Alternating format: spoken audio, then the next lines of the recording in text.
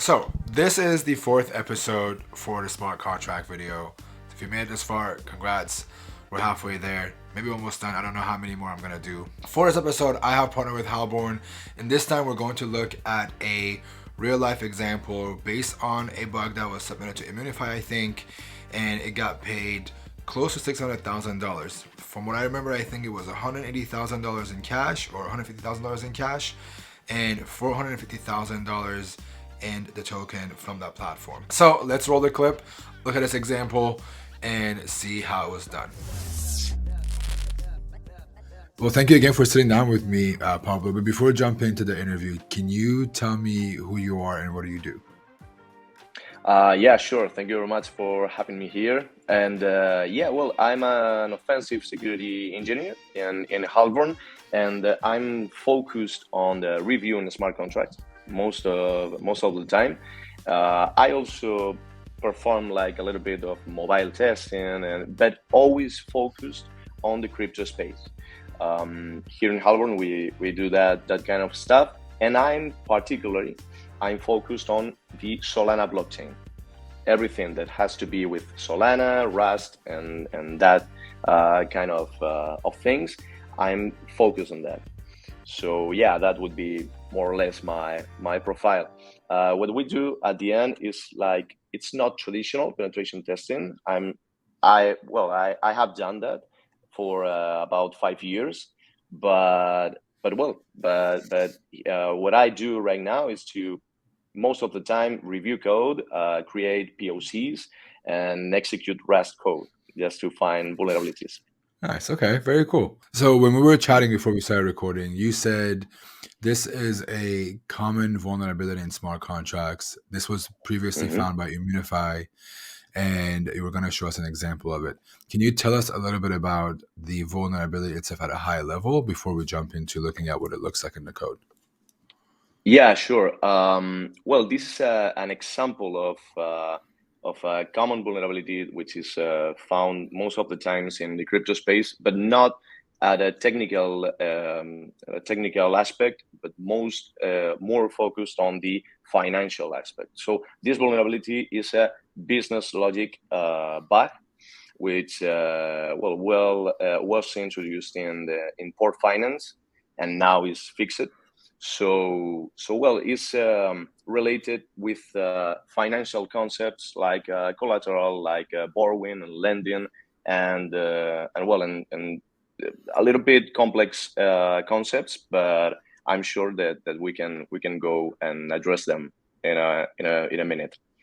So for me to understand this right, this vulnerability is in the lending or borrowing process from a smart contract. There's a logic flaw that you can abuse it to either lend more, maybe borrow more than you're supposed to, or something along those lines, right? Not exactly what I just said, but something along those lines.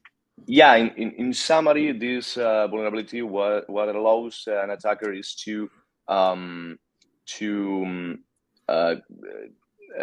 borrow money without giving collateral, without depositing any money there. So at the end, which that means is that an attacker can steal money.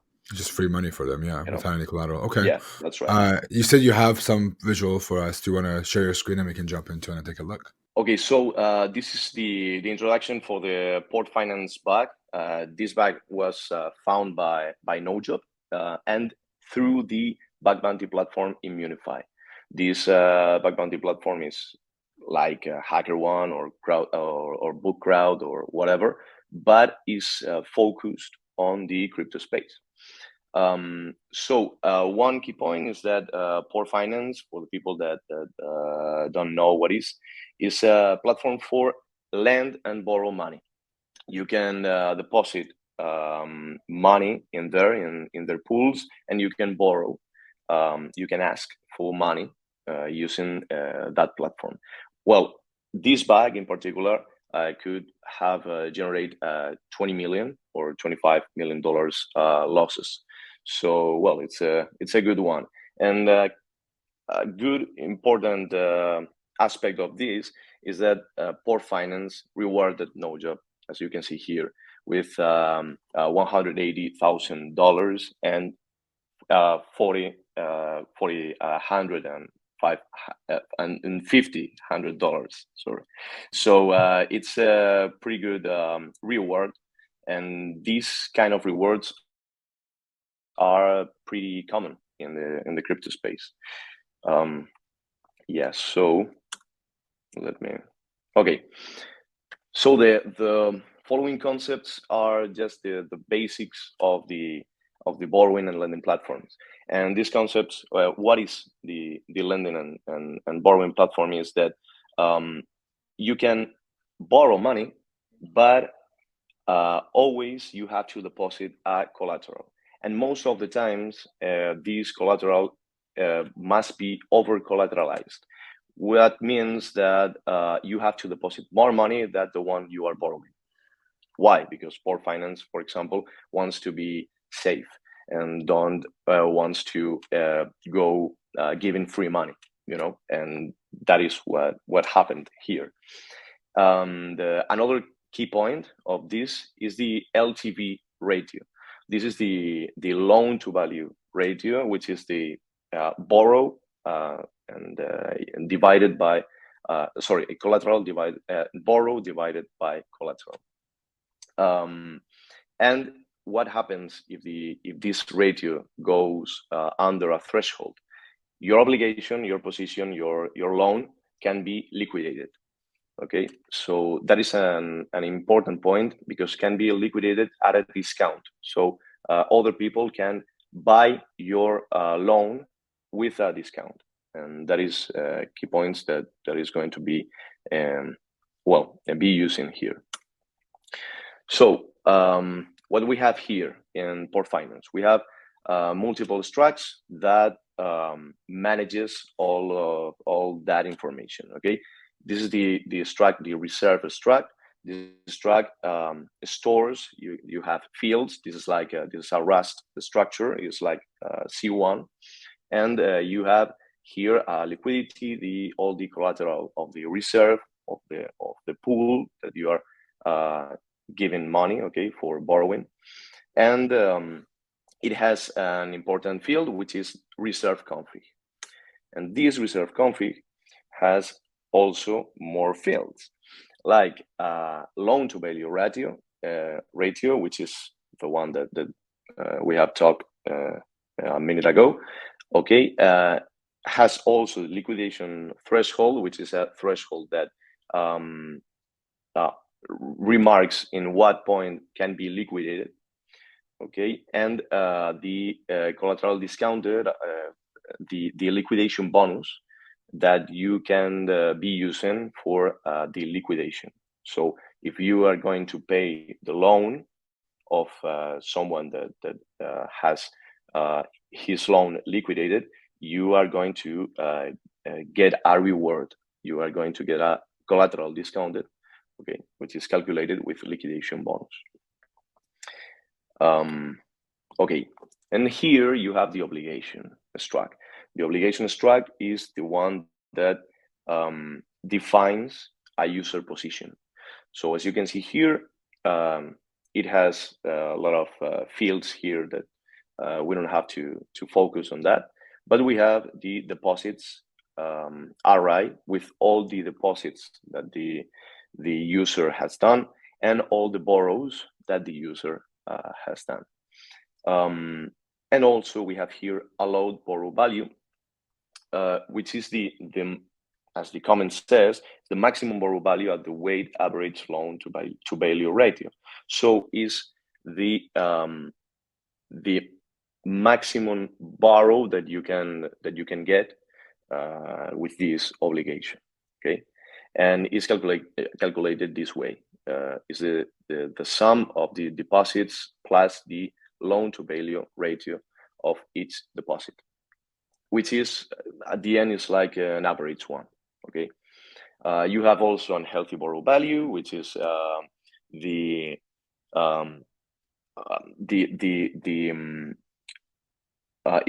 threshold in which a user borrow is going to be dangerous for that user, because can be liquidated. Okay, and we have set here borrowed value, which is all the borrows, the add of all the borrows that a user has done. Okay, so here we have the vulnerable function. This function, at a general, simply put, I would say, this function, what has in consideration is just, as you can see here, the borrowed value, the deposit value. So all the borrows and all the deposit, the summatory of that, and the allowed borrow value. And this function is being executed when a user wants to withdraw his collateral. Okay, so if you have a collateral deposit in a reserve, and you want to and you have borrowed something or whatever, but you want to withdraw this collateral, this function is going to be executed. This function is going to be called. Okay, and in this calculation is where the bug is, because as I said, I'm going to repeat it. It only has in consideration the total borrowed value and the total deposit value, but the point is that it's not having in consideration the LTV of the reserve that you are going to withdraw the money from. Okay, and that is key important. It's very important. As you can see here, if an obligation has, if you have two reserves, and you have a high LTV in one of them and a high bonus on the other one, and you withdraw all the collateral from one reserve, because you are taking in consideration the overall amount of borrowing and deposits and collaterals, you're not going to, with this function, you're not going to be focused on the collateral that you are withdrawing from one reserve, but the total, the general collateral that are deposited in that obligation. So at the end, you can withdraw all the collaterals that you have in every reserve you have deposit your money into. So how do we fix this? How Port Finance have fixed this? Introducing the concept of the LTV value of the reserve that you are trying to get the money from. So this is the fix. The fix, as you can see here, we have now one argument that is withdraw collateral LTV, which is it's been used in the calculation of the amount that you can extract from these reserves, which is here you can see it. Okay, you have allowed borrowed value. You have a delta between the total borrow value and the allowed that you can withdraw, and then you are dividing it by the LTV. So at the end, you are having it in consideration, and you are not only processing the overall amounts, all the amounts that you have in your obligation. And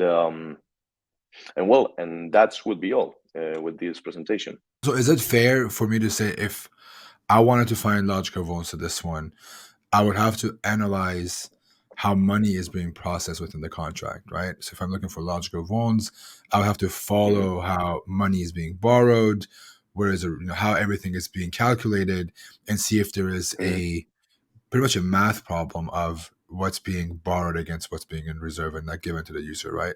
And just following that That's money right. through the code is how you are able to identify these loans.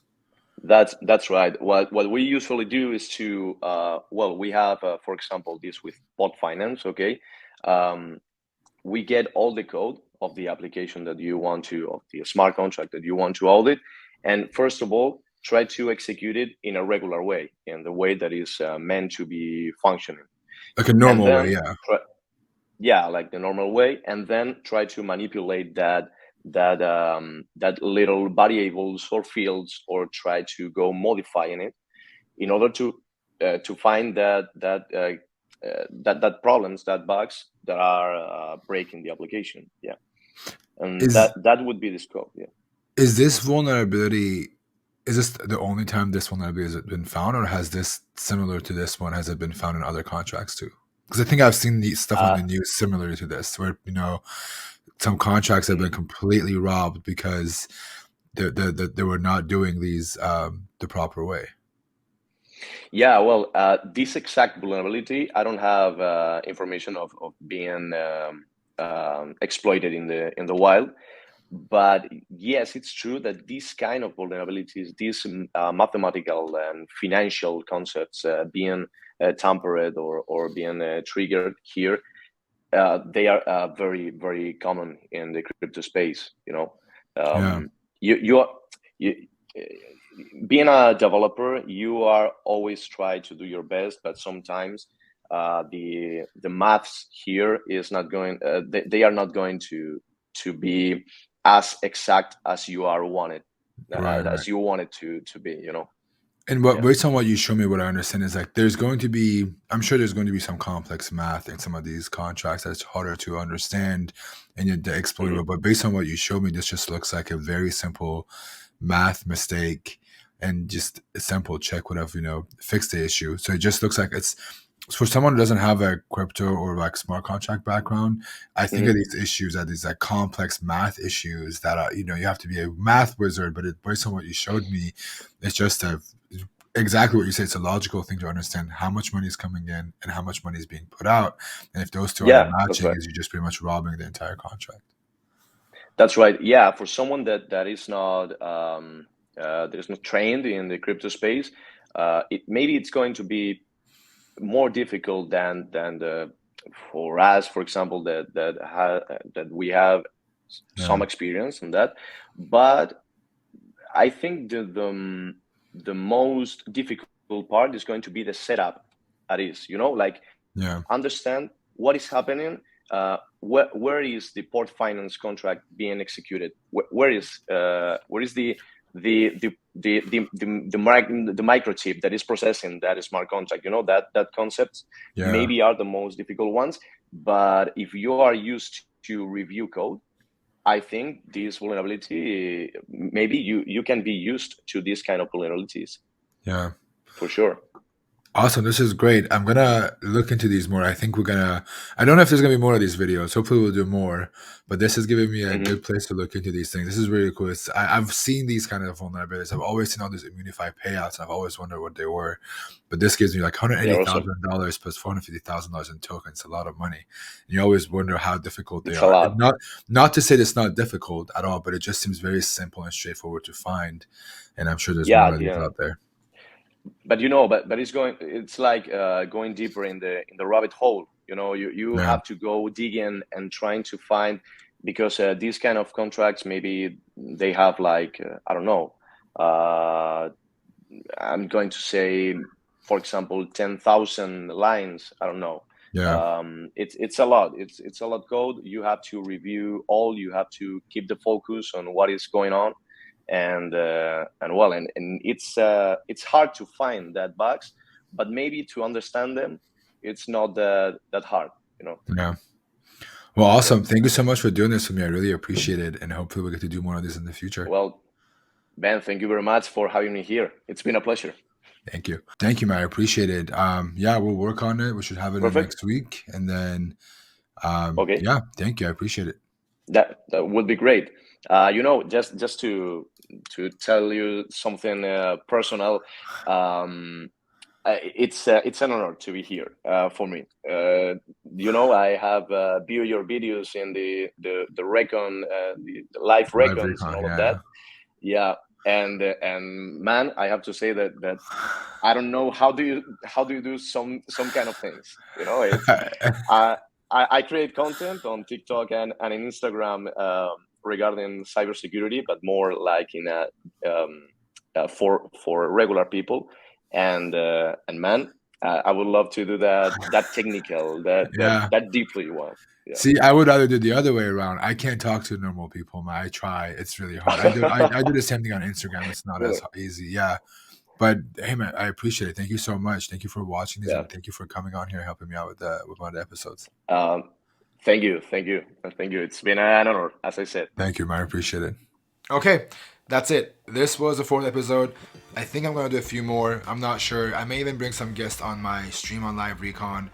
But in the meanwhile, do me a favor. If you haven't subscribed yet, hit that subscribe button down below. Like the video, leave me a comment, and let me know what you want to see next. Again, this was, I think, the first time we did an actual example of a vulnerability from the real world. So if you want to see more of these, let me know. If you know of any vulnerabilities you have seen on Immunefi and the news that you want us to explore, drop it down below in the comments, and we'll take a look. So until the next episode, peace.